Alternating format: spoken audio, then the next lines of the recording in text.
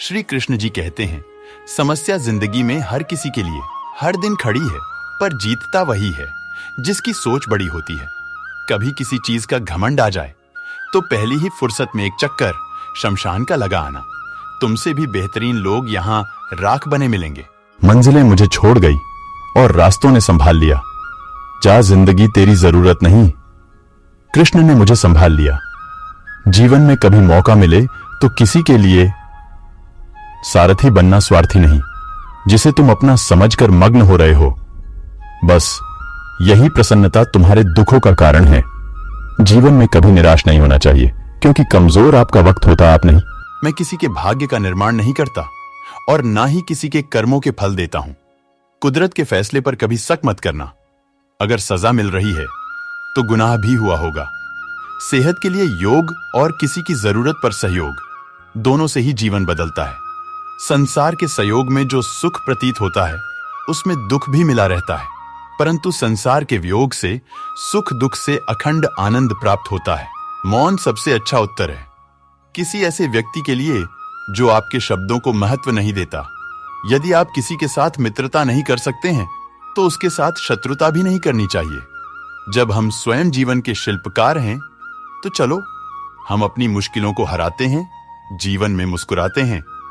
कन्हैया जी हमारे पालनहार है। उनके नाम मात्र से ही होता दुखों का संहार है। भूत और भविष्य में नहीं, जीवन तो इस पल में है, अर्थात वर्तमान का अनुभव ही जीवन है। इंसान चाहे जितना भी खुद को व्यस्त रख ले, जिससे वो प्रेम करता है उसकी यादों से नहीं बच सकता। मेरे भी कई जन्म हो चुके हैं, तुम्हारे भी कई जन्म हो चुके हैं। ना तो ये मेरा आखिरी जन्म है और ना ये तुम्हारा आखिरी जन्म है। जब आप प्रभु से जुड़ जाओगे तो आपकी परीक्षा प्रारंभ हो जाएगी।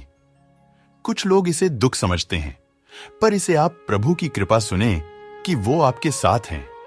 हमारे भविष्य का आधार आज के यथार्थ है, लिए गए निर्णय पर निर्भर करता है। आप जीवन से कुछ नहीं सीखते हैं। यदि आपको लगता है कि आप हर समय सही हैं, समय कभी नहीं रुकता।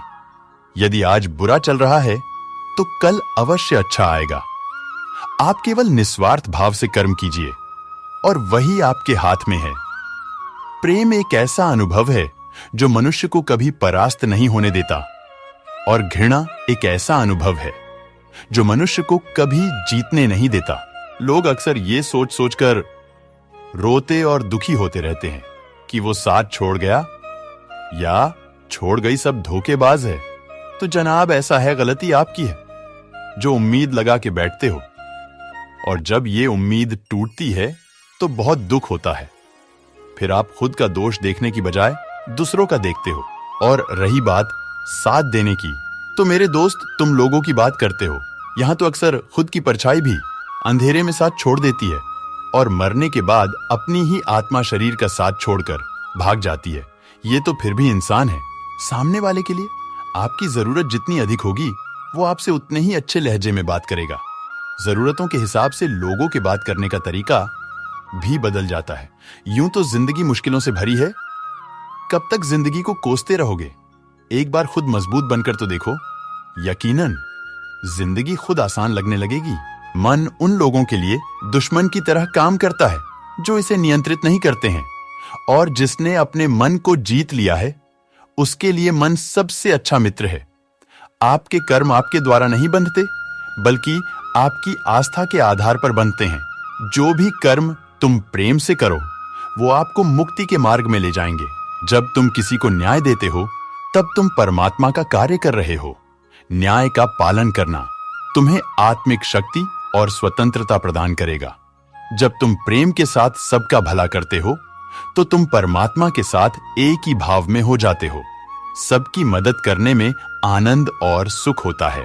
मन को संयमित करो और भगवान की आराधना करो। जब तुम भगवान के साथ स्थिर रहोगे तब तुम्हें सुख और आनंद की प्राप्ति होगी। जीवन में धर्म का पालन करो और सत्य का मार्ग चुनो। जो भी कार्य तुम सत्य और धर्म के आदान प्रदान में करोगे वो तुम्हें आत्मिक उन्नति का मार्ग दिखाएगा। जब तक हम किसी के लिए कुछ नहीं करते तब तक हम कुछ नहीं बन सकते। भगवान की सेवा करें और उनकी कृपा प्राप्त करें। आप बुराई से कुछ समय के लिए बच सकते हो, लेकिन बुराई तो तुम्हें हजारों की भीड़ में भी तुम्हें ढूंढ लेगी, जैसे गायों की झुंड में बछिया अपने मां को ढूंढ लेती है। असंभव शब्द का प्रयोग केवल कायर ही करते हैं। बहादुर और बुद्धिमान व्यक्ति अपना मार्ग स्वयं बनाते हैं। इंतजार करना बंद करो, क्योंकि सही समय कभी नहीं आता।